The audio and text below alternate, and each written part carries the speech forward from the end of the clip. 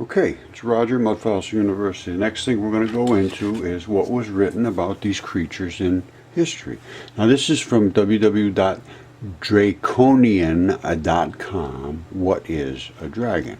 Now if you come down here, it says, here's what the terminology says about dragons, and then they say there's the Western dragons and how it's pronounced and what the physiology is and the history of all these different things. Very, very interesting. Eastern dragon has a different look and a different, actually a different way of thinking and a different way of responding, and the people have a different way of responding to them.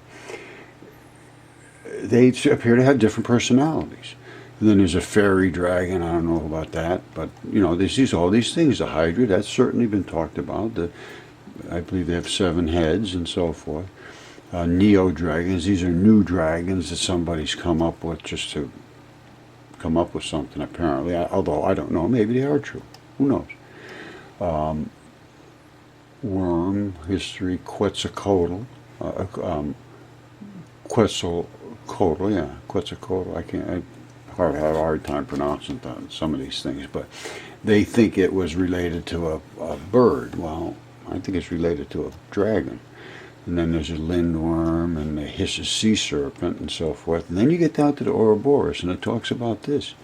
And that's what I've been talking about now, because that's talked about in the ancient texts, in the Epistles Sophia for sure. And they found these all over. Well, look, here's this. First discovered Egypt, later in Greece, a symbol of the universe. It also is sometimes referred to being the symbol of eternity and never ending. The name Ouroboros means tail eater. A similar dragon in Norse cousin is Midgard serpent.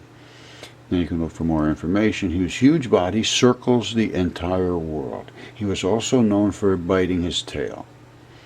He was not trying to bite the Norse god Thor. When he was not trying to bite the Norse god Thor, Thor has to fight against him. The same thing with Zeus and Typhon. Very, very similar histories around the world. Now, I don't know if they have a common origin or they develop separately. I have a hard time finding that to be the case. It could be. Maybe these creatures have that propensity to be this way. They just want to kill somebody. I don't know. We're just starting to learn about this. Nobody's taking this serious. So it's time to look into this. And see, here's the Naga.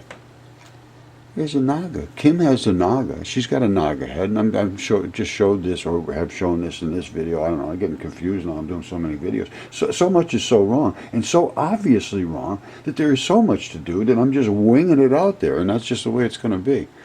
Dragons of yesterday and today, and da-da-da-da. So here's the conclusions, more about dragons, links to learn more. This is, it's very good, and they're very nice, concise little story about it, and the Naga. So this is what we got. We're going to be going deep. The next thing we're going to probably get into is Kim's Naga head and some of the stories that have been told about that and some of the other evidence that supports that. All right, thank you.